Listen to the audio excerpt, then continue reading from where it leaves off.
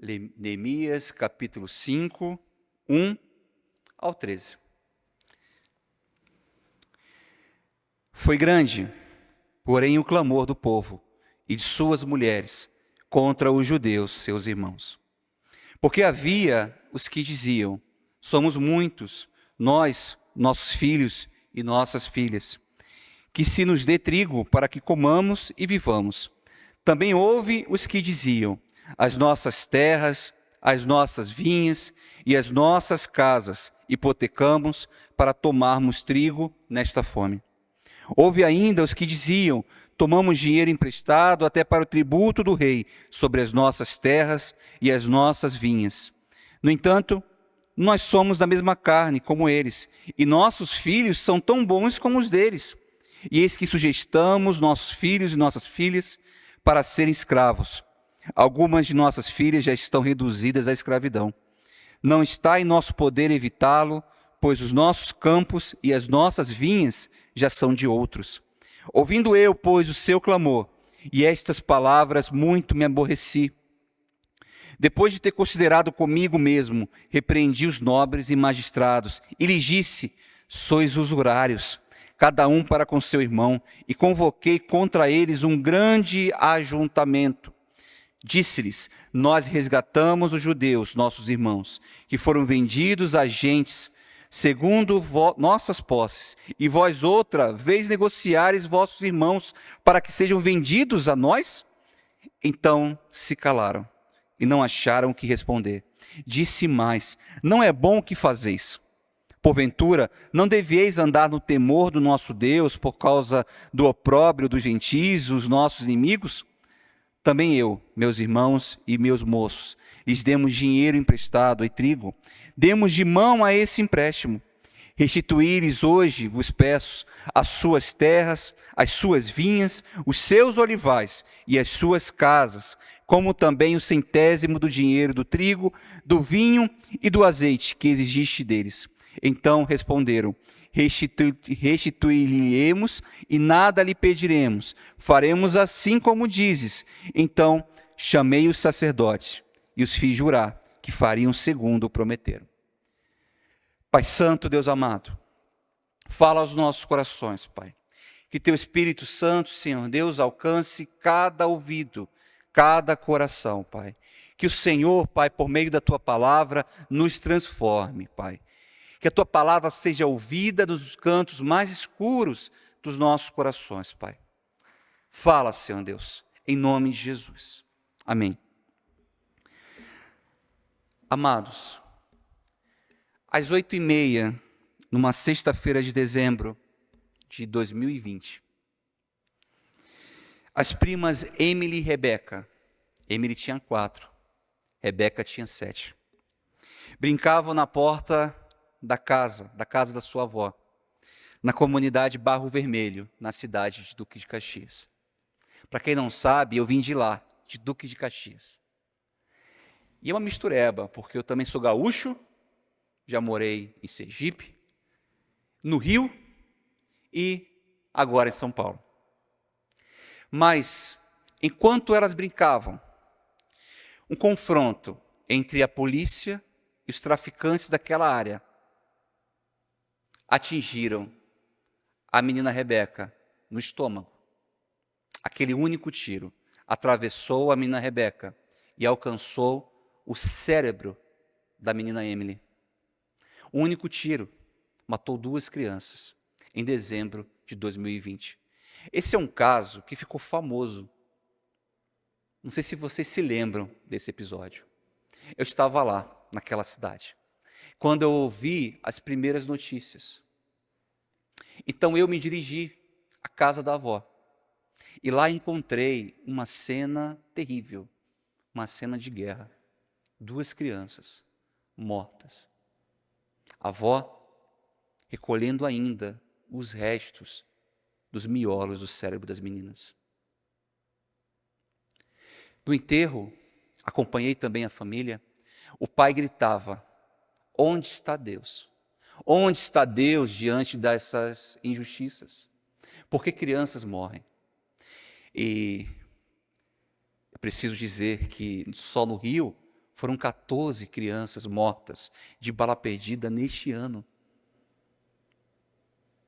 Como que a gente consegue conceber a ideia de um Deus ainda soberano, mas que crianças morrem? Crianças morrem.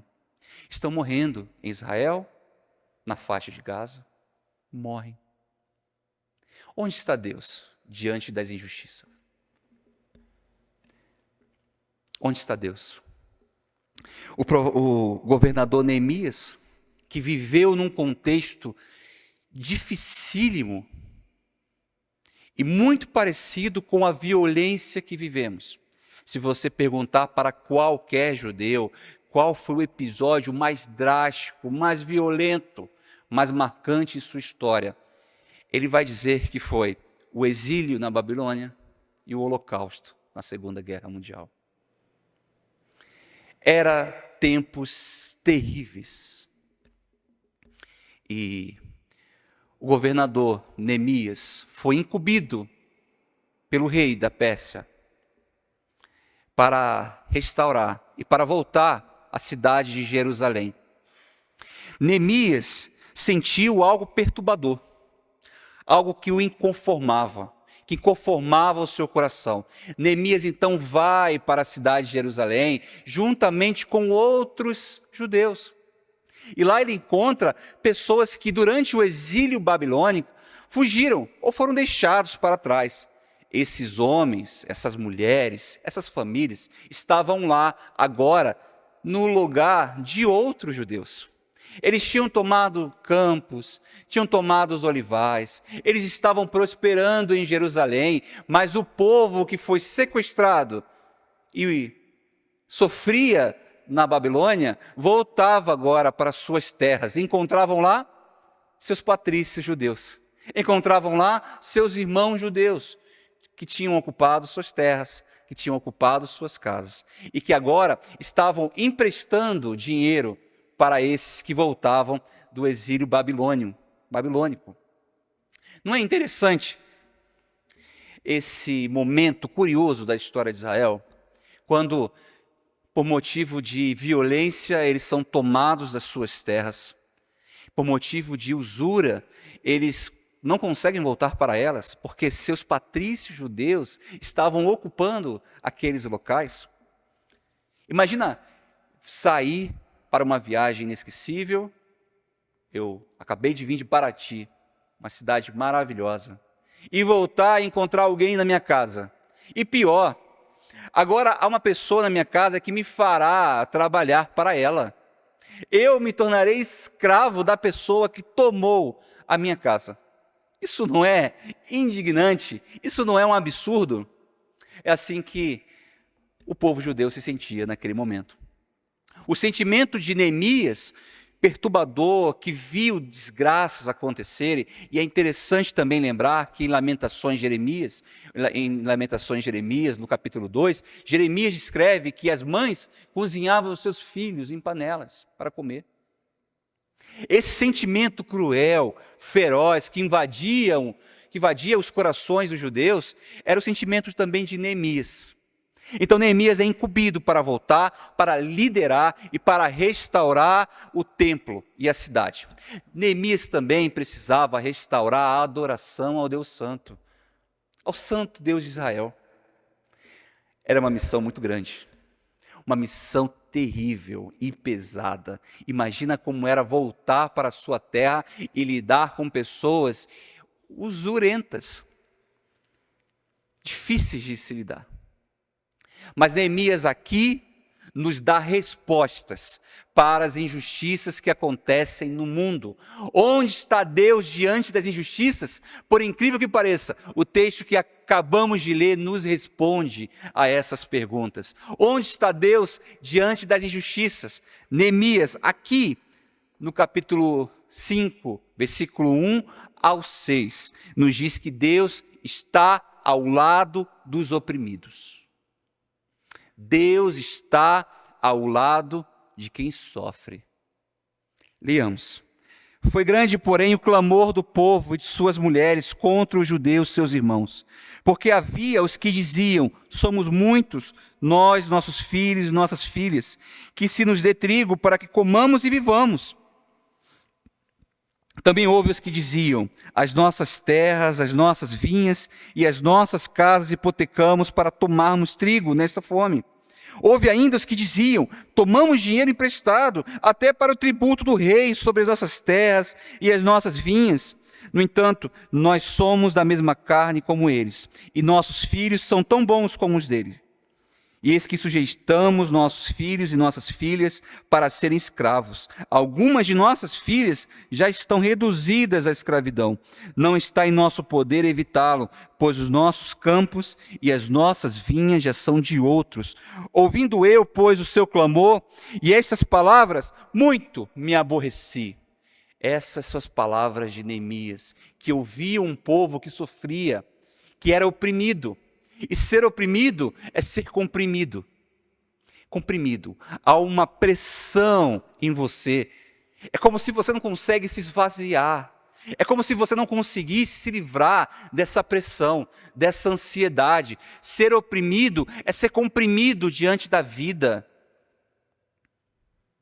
É orar ao Senhor para que Ele acalme o nosso perturbado coração e ainda assim se sentir inseguro e inquieto. Estar oprimido é estar completamente preocupado. Estar oprimido é estar completamente limitado. Não há como comer, não há como se vestir, não há onde morar. Estamos oprimidos. E ao ouvir isso, Neemias muito se aborrece. Deus está ao lado de quem sofre. Deus está ao lado dos oprimidos. Deus está ao lado daquela avó que recolhia o resto dos cérebros daquelas meninas. Deus está com o enlutado. Deus está com o ferido. Deus está com o amargurado. Deus está com aquele que está agora no hospital. Deus está no hospital. Deus está no cemitério. Deus está ao nosso lado. Deus está com aqueles que sofrem hoje no Oriente Médio. Deus está ao lado de quem sofre. De quem sofre qualquer tipo de injustiça neste mundo. Qualquer tipo de injustiça, Deus se coloca ao lado como seu protetor, como seu cuidador. Deus protege os injustos, os injustiçados. Deus te protege, Deus me protege. O Senhor sabe aonde está a injustiça. Ele sabe aonde o calo aperta. O Senhor sabe fazer justiça e fará a justiça no tempo certo. Eu passei agora há pouco tempo em frente à praça ali, Princesa Isabel, e como é terrível constatar que muitas e muitas pessoas são tidas como lixo humano, como escória de uma sociedade. São pessoas que estão doentes e pessoas que estão jogadas às margens da sociedade. Há muitos filhos de crentes ali, infelizmente.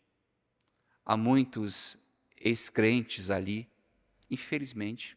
São pessoas que carregam a imagem e semelhança de Deus. São pessoas que estão, apesar da sua lama, estão diante de Jesus, estão diante de Deus. Como conceber que haja uma parcela da nossa sociedade tão adoecida? Como viver e ficar em paz quando a gente sabe que agora no Rio acontece uma violência tamanha, onde helicópteros da Polícia Civil são alvejados? Onde há tanta injustiça no nosso país, onde há tanta insegurança no nosso país, onde crianças são mortas, onde jovens não têm as mesmas oportunidades, onde adultos não têm as mesmas oportunidades. Como conceber isso? Deus está ao lado de quem sofre, Deus está ao lado de quem foi injustiçado. O Senhor está lá, agora nesse momento. Sabe, antes de tudo, não havia a injustiça. Que tempo maravilhoso devia ser isso. Lá no Éden, os homens criados à imagem e semelhança de Deus gozavam de um relacionamento com o Pai. E ao entardecer, ouviam a voz de Deus o chamar pelo nome. Havia um momento de intimidade, um momento de amizade entre a criatura e o seu Criador. Que momento maravilhoso, mas o homem decidiu pecar, usando o seu livre-arbítrio, que só teve ali naquele momento. O homem usa o seu livre-arbítrio para pecar, para comer um fruto que fora proibido. Então o homem peca, e a injustiça e toda sorte de pecados adentra na sociedade, adentra na humanidade. Nós não éramos assim, mas passamos a ser assim.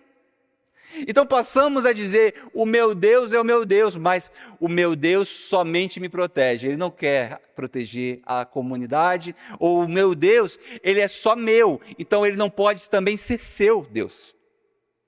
Passamos a ser invejosos, passamos a ser ciumentos, passamos a ter ira em nossos corações, passamos a ter usura. E esta usura é condenada aqui por Neemias. Começamos a acumular coisas e fazer ao contrário daquilo que cantamos, porque a música do Projeto Sola diz que ajuda-me, Senhor Deus, a distribuir, porque é melhor dar do que receber. Então queremos mais e mais e mais e mais, tudo porque somos invejosos e vivemos uma vida de comparação. Porque o meu vizinho tem um carro melhor, então eu preciso ter um carro melhor. Ou o meu vizinho tem uma tênis melhor, ou meu amigo tem uma moto melhor, ou uma roupa melhor. E a gente vai sendo invejoso e ganancioso com a vida. Quando o pecado entra na humanidade, toda sorte de injustiça passa a acontecer. Isso já se reflete desde o primeiro momento, quando os homens pecam. Desde o primeiro momento, quando Caim mata Abel. Ser o melhor, dar o melhor. Como eu não fui aprovado, como a minha oferta não foi aprovada, agora eu tenho o direito de roubar a vida do meu irmão. E é muito interessante notar que quando Deus pergunta onde está Abel para Caim, a resposta de Caim é: acaso sou eu o guardador do meu irmão? Acaso sou eu o guardador do meu irmão? Essa resposta poderia ser respondida por qualquer um de nós. Eu tenho certeza disso. Sim, nós somos os guardadores dos nossos irmãos. Sim, nós fomos chamados para proteger os injustiçados. Sim, nós também estamos ao lado de quem sofre. Sim, nós também nos colocaremos diante das injustiças para aliviar os sofrimentos de quem sofre. O pecado adentrou na humanidade. Mas aonde está Deus diante das injustiças? Deus está ao lado dos agentes de justiça, dos agentes da justiça. Leamos juntos o versículo 7 ao 9, que diz: depois de ter considerado comigo mesmo, repreendeu os nobres e magistrados, e lhes disse: sois usurários, cada um para com seu irmão, e convoquei contra eles um grande ajuntamento, e disse-lhes: nós resgatamos os judeus, nossos irmãos, que foram vendidos a gentes segundo nossas posses, e vós outra vez negociareis vossos irmãos para que sejam vendidos a nós? Então se calaram e não acharam que responder. Disse mais: não é bom o que fazeis. Porventura não devieis andar no temor do nosso Deus, por causa do opróbrio dos gentios, os nossos inimigos? Neemias era um líder extremamente exemplar. Em primeiro lugar, o seu nome significa confortador, dado por Deus, ou aquele que consola. Eu queria ser amigo, melhor amigo de Neemias. Imagina ter um amigo que conforta, que nos consola. Eu queria ser amigo de Neemias. Neemias tinha uma outra característica, a sua ocupação. Neemias provavelmente não conhecia Jerusalém. Ele pode ter nascido em Jerusalém, mas foi levado logo para o exílio babilônico. Neemias podia dizer: este não é o meu problema. Acaso eu não moro em Jerusalém? Eu não vivo em Jerusalém, eu não dependo de ninguém em Jerusalém, as minhas posses não advêm de Jerusalém, eu não preciso me comover e me sensibilizar com as dores das pessoas de Jerusalém. Mas Neemias se sensibiliza. Era um homem extremamente sensível às carências deste mundo. Lá no capítulo 1, Neemias vai ouvir a primeira vez a denúncia do povo contra o seu próprio povo. E sabe o que Neemias faz diante dessas denúncias? Neemias chora. Ele chora e ora a Deus. Que líder maravilhoso. Essa sociedade prega que o homem não chora. Mas a primeira coisa que acontece é que Neemias chora. Ele chora e se ajoelha e ora a Deus. A outra característica de Neemias é que Neemias era um homem extremamente empático. Ele conseguia se colocar no lugar do outro. Mesmo que o problema não fosse dele, Neemias poderia se colocar no lugar de quem sofre. Outra característica de Neemias é que Neemias sabia liderar pelo exemplo. Neemias liderava pelo exemplo. Ele não somente falava, mas ele agia. Ele mesmo disse que emprestou e que doou para pessoas. Neemias era um líder exemplar. Deus está ao lado dos agentes de justiça, porque os agentes de justiça ouvem a voz de Deus e socorrem quem precisa. Quantos de nós já fomos socorridos por agentes assim? Eu não sei você, mas poucas vezes aconteceu na minha vida coisas que surgiram do nada. Geralmente, quando Deus quer me abençoar, Ele usa alguém. Ele usa uma pessoa. E quando eu era pequeno, eu achava que Deus me abençoava assim. Eu vou descrever como uma criança pensava que Deus abençoava, tá? Eu pensava que Deus derramava um balde de purpurina dourada, como se fosse ouro, na minha cabeça. E ali eu seria abençoado. Depois, com o tempo, a gente vai percebendo que a gente precisa muito do outro, porque Deus usa o outro para nos abençoar. Deus usa o irmão para nos abençoar. Certa vez, eu estava em casa e passava um momento de muita dificuldade na minha casa. Eu decidi viver para o direito. Meu sonho era me tornar um advogado. Então, eu quis ficar onde a minha família morava. A minha família voltou a morar em Aracaju, Sergipe, no sítio, e eu fiquei no Rio de Janeiro, a fim de concluir a minha faculdade de Direito. E lá, eu sofri muito, porque eu tinha que ou pagar mensalidade ou comer ou pagar mensalidade. Então eu escolhi pagar mensalidade e não comer. Eu achava que eu era bom no negócio e decidi arriscar. Então, eu lembro que na sexta-feira à noite não havia nada na minha geladeira, mas um irmão da igreja me convidou para um ensaio do Ministério de Louvor. Meus irmãos, nem cantar eu sei. Eu sei tocar 6 músicas no violão. Eu não sei porquê, eu só sei tocar 6 músicas no violão. Eu não sei tocar 7, eu não sei tocar 5, somente 6 músicas no violão. Eu sou limitado a isso. Eu poderia cantar aqui, tocar aqui 6 músicas, somente 6 músicas. E se algum irmão pedisse outra música, eu não saberia tocar. Mas aí o irmão que me chamou e fez o convite, é verdade, e não canto nada. Então o irmão que me fez o convite disse as palavras mágicas: Paulo, vamos que tem pizza. Que maravilha. Então eu fui comer pizza no ensaio do Ministério de Louvor. Fica a dica aí. faz pizza, bota pizza aqui que vai bombar o negócio. Vai vir gente que nem canta e nem toca. Vai ser uma benção. Então, eu fui comer a pizza, foi maravilhoso, tal. Mas no outro dia, no sábado, eu abri a geladeira e não tinha nada. Como é que eu iria lidar com aquilo? Então, eu aprendi que quem tem fome tem sono. Então, eu dormi o dia inteiro. E resisti à fome. Não comi o sábado inteiro. À noite, eu lembro de ter orado e falado com o Senhor. Deus, eu não vou pedir nada a ninguém. Nada a ninguém. Não sei como. Eu vou voltar a dormir e que seja o que Deus quiser amanhã. Não sei como é que eu vou fazer amanhã.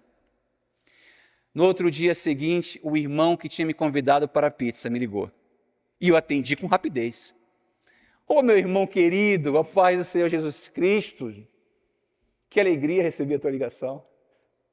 E o irmão me disse, Paulo, vai ter um churrasco na minha casa. Glória! Quase que a gente vira pentecostal nesse momento. E aí, ele faz, não, eu vou passar na sua casa, mas antes a gente vai passar no supermercado. Porque a gente precisa comprar algumas carnes, algumas coisas do churrasco, e vai ser legal.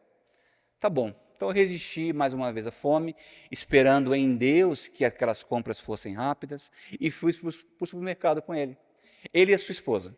Então, o irmão pegou um primeiro carrinho e começou a colocar alguns alimentos ali.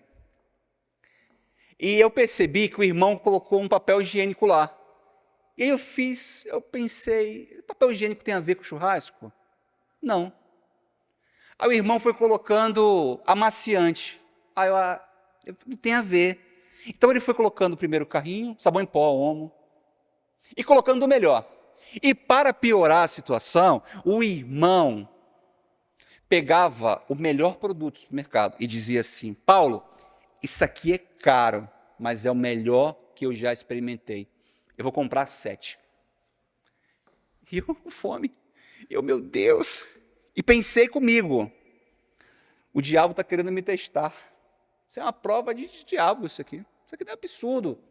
Ainda fica jogando na minha cara, já não tenho dinheiro, ainda joga na minha cara. Então o irmão começou a encher o carrinho. O primeiro carrinho, o segundo carrinho, o terceiro carrinho, o quarto carrinho, e as horas iam passando, e quem tem fome tem o quê? Tem pressa. E aí quarto carrinho, quinto carrinho, sexto carrinho, sétimo carrinho, eu falei, meu Deus do céu, misericórdia, o irmão não vai acabar não, isso aqui, e só tinha ele e sua esposa, apenas um casal, 7 carrinhos. Eu estava já chateado, murmurando, querendo chutar o vento, falando contra Deus. Falando contra Deus, a gente é crente, né? E fala contra Deus, pede perdão, misericórdia, Pai, mas olha, brincadeira, hein? Não é verdade? Assim, a gente não faz assim? E aí quando chegou no caixa, o irmão virou e falou assim, neném, porque era assim que ele me apelidava, eu não sei porquê, 1 metro e pouco, mas essa era a forma carinhosa que a gente se tratava. Ele disse assim, neném, sabe se essas compras que eu acabei de fazer agora, são suas. São suas, irmão. Por isso que eu ia te mostrando as melhores marcas e dizendo para você como isso era gostoso, o que era bom e o que não era, porque eu estava na minha casa, orando com a minha esposa. E a minha esposa virou para mim e disse assim, o Paulo está passando dificuldades. E eu virei para ela e disse assim, mas o Paulo é estagiário de direito no grande escritório. O Paulo só vive de terno e gravata. Por que o Paulo está passando dificuldade? Mulher, você está falando como louca. E ele disse isso mesmo, chamou a esposa dele de louca. E a esposa disse, não, Deus está me incomodando. Paulo está passando dificuldade. E eles oraram. E que casamento maravilhoso, porque a esposa virou e falou essa loucura para ele, e ele diz assim, você tem razão, eu vou ouvir o que Deus está falando com você. Eu vou fazer isso. Então, naquele dia, eu recebi 7 carrinhos de compras, porque numa oração, Deus falou com essa minha amiga, a esposa dele. E eu lembro de ter dividido aquelas carnes em 4 geladeiras diferentes. Claro que eu não tinha 4 geladeiras na minha casa, eu tive que dividir com vizinhos. E dizer assim, tem como guardar aqui 2 quilos de carne? Tem como guardar aqui 5 quilos de carne? Porque eu não tinha condição de guardar tanto quilo de carne. Mas eu lembro bem que os papéis higiênicos duraram cerca de 8 meses. 8 meses, irmãos. 8 meses sem comprar papel higiênico, nunca mais. Eu tinha um quarto completamente lotado de papel higiênico, porque o irmão foi generoso e, sobretudo, ouviu a voz de Deus. Ouviu a voz de Deus. Os agentes de justiça são sensíveis à voz de Deus. Eles são respostas de orações. Eles se colocam diante de Deus e falam e se perguntam assim: Senhor, a quem devo abençoar hoje? O que eu devo fazer para abençoar? O que eu devo fazer para ouvir a sua voz? O que eu devo fazer para fazer a sua vontade? As injustiças do mundo te aborrecem? Você fica inquieto diante das injustiças? Você também fica com o coração trêmulo diante de sensibilidades deste mundo, dessa sociedade? Amado irmão, talvez o Senhor esteja te chamando a ser um agente de justiça, a ser uma resposta de oração. E a gente pode ser resposta de oração de muitos modos, por muitos meios. Eu disse, o pecado adentrou na humanidade. O ser humano se tornou injusto, culpado da sua malícia, culpado do seu pecado, culpado das injustiças que sofre, mas também Deus derramou o seu amor sobre nós. Glória a Deus. E o que o Senhor fez por nós? O Senhor deu seu Filho, Jesus Cristo, puro, imaculado, santo e agradável. Ele deu seu Filho para nós. O Senhor ouviu o nosso clamor e Ele sabia exatamente o que fazer. Jesus Cristo veio à terra para fazer paz e para trazer paz aos inimigos de Deus. Nós éramos inimigos de Deus. Nós éramos um povo maldoso, um povo ruim, um povo injusto, mas Deus nos enxergou com seu amor. E Ele deu seu Filho unigênito, para que todo aquele que nele creia não pereça, mas tenha a vida eterna. Jesus foi morto, mas ressuscitou no terceiro dia. E com essa ressurreição, Ele bradou e arrebatou as chaves da morte e do inferno. Ele nos deu vida, nos deu segurança, nos deu paz. Ele nos olhou. Sabe, a palavra de Deus diz que nós fomos amados enquanto ainda éramos pecadores. Ele nos viu enquanto estávamos na lama, na sujeira. Enquanto a gente estava sofrendo. Enquanto a gente nem se percebia pecador. A gente nem sabia que precisava de solução. A gente nem sabia que nós poderíamos ser resgatados. Mas o que Deus fez foi maravilhoso, foi sublime. Ele não somente nos abençoou, Ele se deu para nós. Meus amados irmãos, se em Neemias encontramos a justiça de Deus, em Jesus encontramos o Deus da justiça. O Deus da justiça. Onde está Deus diante das injustiças? Deus é a própria justiça. Nós fomos justificados. Houve, em algum momento, um tribunal, onde Deus bateu o martelo. Vocês estão salvos. E não depende de nós, não dependeu dos nossos próprios esforços, não precisou que a gente plantasse para colher, mas o Senhor lá atrás nos julgou e nos justificou. Jesus é justiça de Deus. Por fim, o versículo 10 ao 13 diz: Também eu, meus irmãos e meus moços, lhes demos dinheiro emprestado e trigo, demos de mão a esse empréstimo, restituí-lhes hoje vos peço as suas terras, as suas vinhas, os seus olivais e as suas casas, como também o centésimo do dinheiro, do trigo, do vinho e do azeite que exigiste deles. Então responderam: restituí-lhe-emos e nada lhes pediremos, faremos assim como dizes. Então chamei os sacerdotes e os fiz jurar que fariam segundo o prometeram.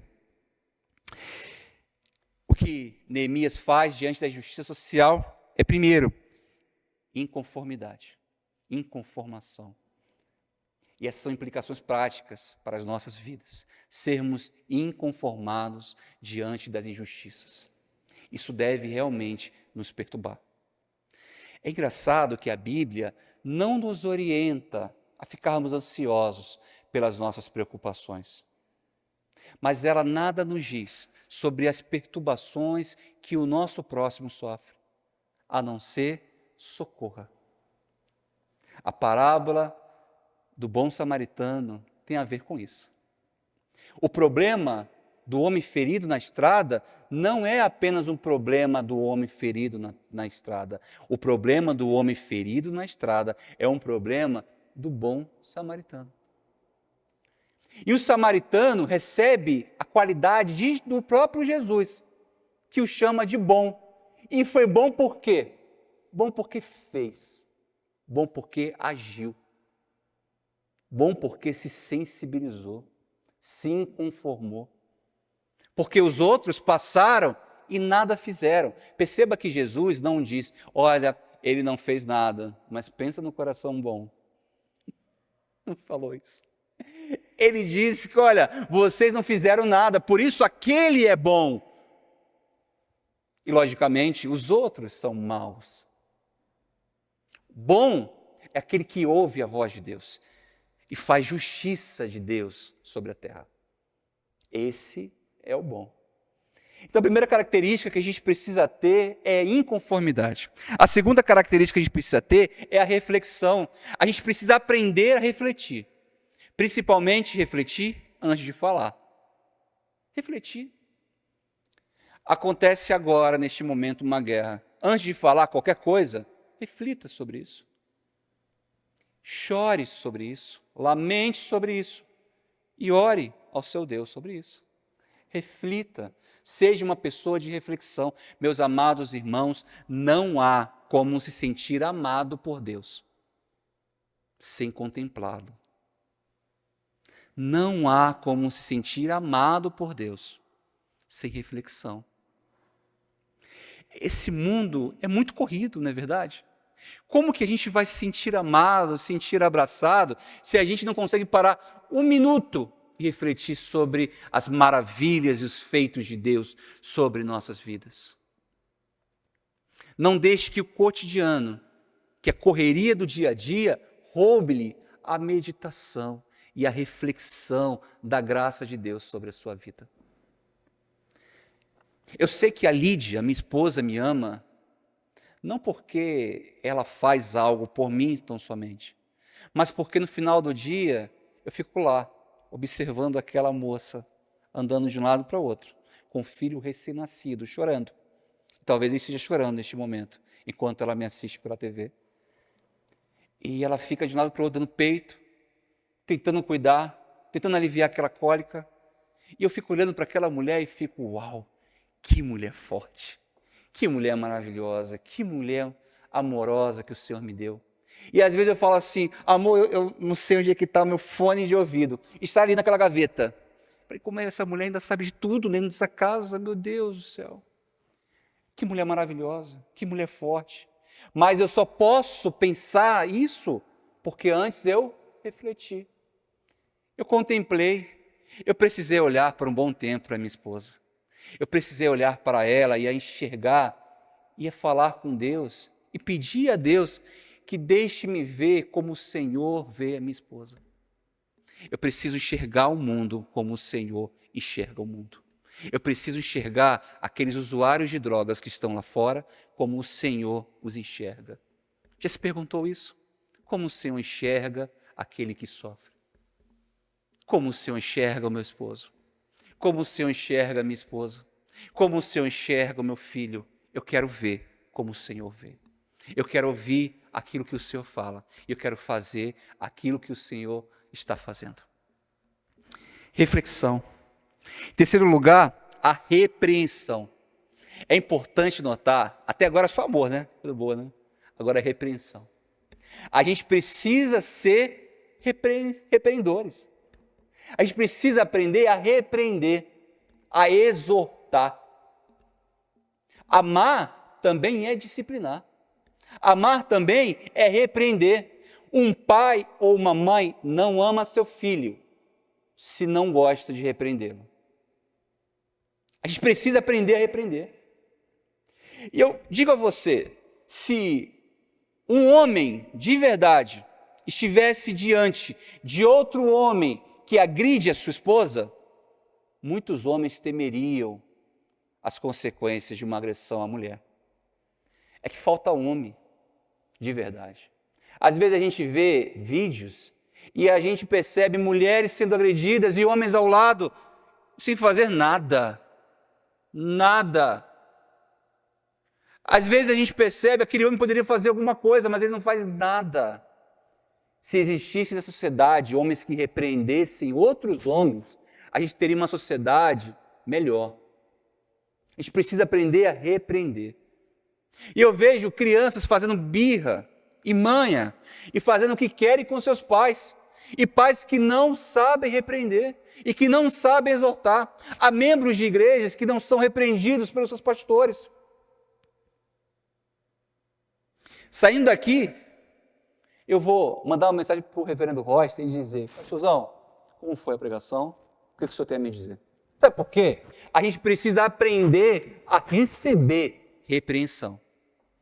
Entender que aquilo é para o nosso bem, é para o nosso desenvolvimento, é para o nosso melhor. Quanto mais a gente aprender a sermos repreendidos, mais a gente vai parecer com Jesus Cristo. A gente precisa aprender a ser repreendido e a repreender. Sabe, eu estava lendo um dia desse o livro Porque a Reforma Protestante Ainda é Importante, do Michael Reeves. E agora a gente entrou no mês da Reforma Protestante. E o Michael Reeves aborda algumas questões sobre o porquê a gente precisa da Reforma Protestante. E uma das coisas que ele diz que Lutero e Calvino ficariam irados com o atual estado da igreja de hoje era porque a igreja de hoje não repreende,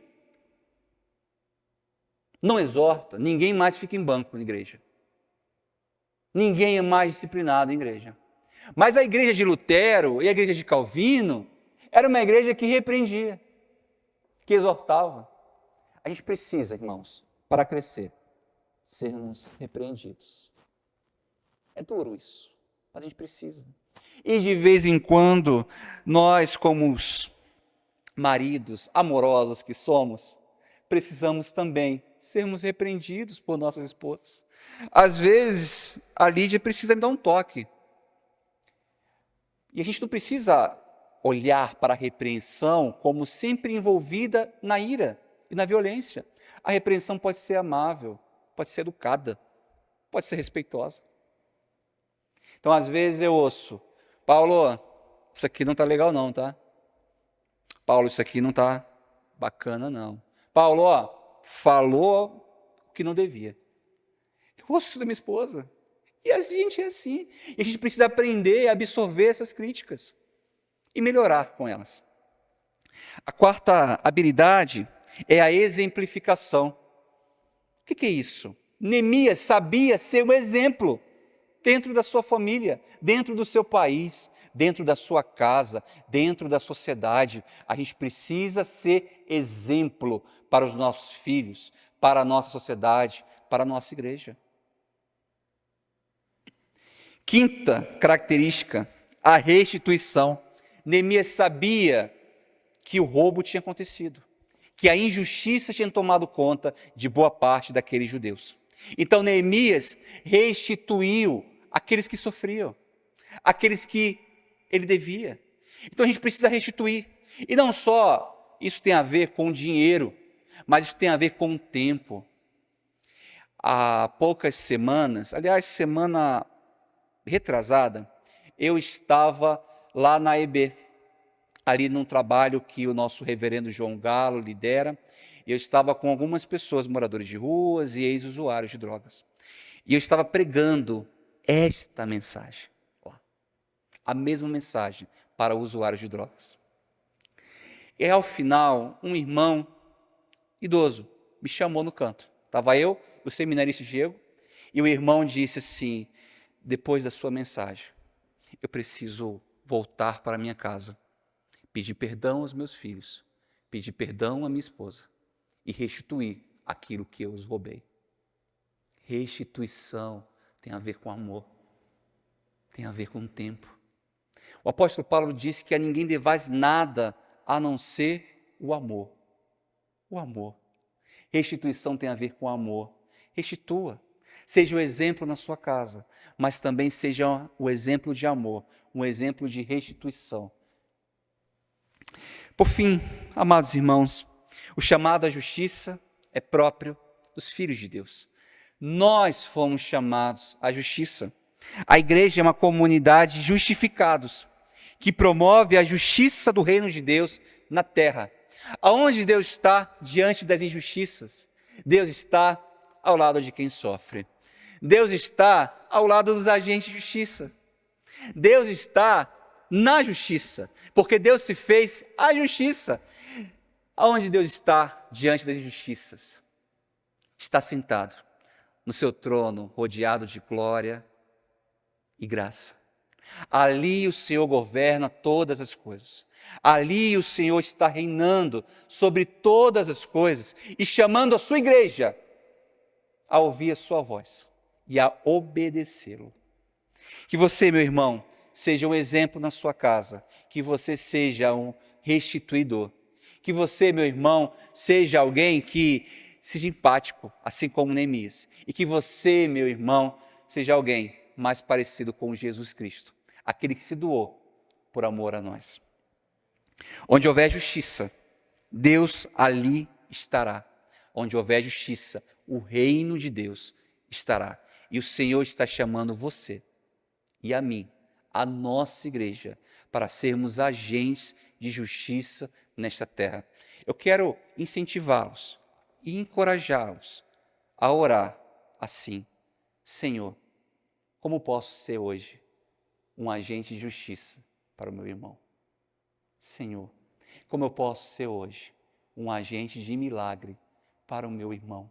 Senhor, como posso ser hoje aquele que ouve a sua voz e age de acordo com a sua voz para fazer justiça ao meu irmão? Que o Senhor te abençoe e te guarde. E, por fim, eu quero orar e pedir a vocês que abaixem suas cabeças para que a gente possa falar ao nosso Pai e assim irmos para casa na santa paz de Jesus.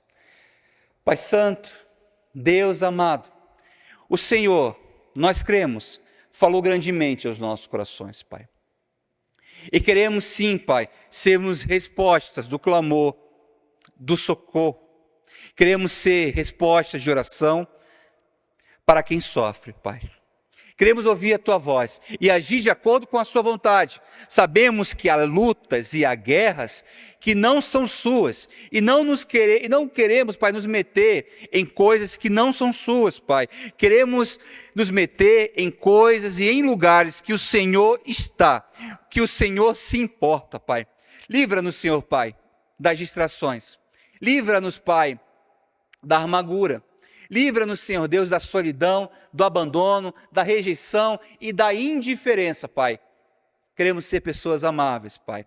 Queremos, Pai, ser pessoas tão exemplares, mas tão exemplares, que o mundo veja o Senhor através de nós, Pai. Que o mundo enxergue a Tua graça, o Seu amor e a Tua glória através de nossas vidas, dos nossos atos, das nossas falas, dos nossos toques. Que o Senhor reine aonde nós formos, Pai. Pai amado, usa-nos, Pai, e envia-nos para o Teu louvor, para a Tua honra e para a Tua glória, Pai. Que sejamos pessoas que traz alegria, Pai, e que quando as pessoas se lembrem de nós, as pessoas sorriam e lembrem da nossa doçura, da nossa ternura, daquilo que o Senhor fez em nós, Pai. Pai amado, perdoa-nos, Pai, porque por muitas vezes somos pessoas que, quando lembradas, somos pessoas que trazem pesadelos para outros. Levanta-nos, Pai, como agente de justiça, Pai, e ajuda-nos a restituir aquilo que roubamos. Ajuda-nos, Senhor Deus, a restituir o tempo que tomamos, Pai, o tempo que saqueamos, Pai, o amor, Pai, que não damos, Pai. Ajuda-nos, Senhor Deus, a caminhar nesta caminhada, Pai, com a Sua santa paz, na força do Teu Espírito Santo, Pai. Abençoa-nos, Deus, grandemente a nossa família, o nosso coração e a nossa volta agora para casa, Pai. Que cada um daqui, Senhor Deus, seja abençoado pelo Teu poder, pela Tua palavra, Pai, e pela comunhão que há em Ti, Jesus. Obrigado, Deus, por tudo que o Senhor tem feito e falado através de nós e em nós, Senhor. Obrigado, Deus, por tudo. Esta é a nossa oração, em nome de Jesus. Amém. Amém.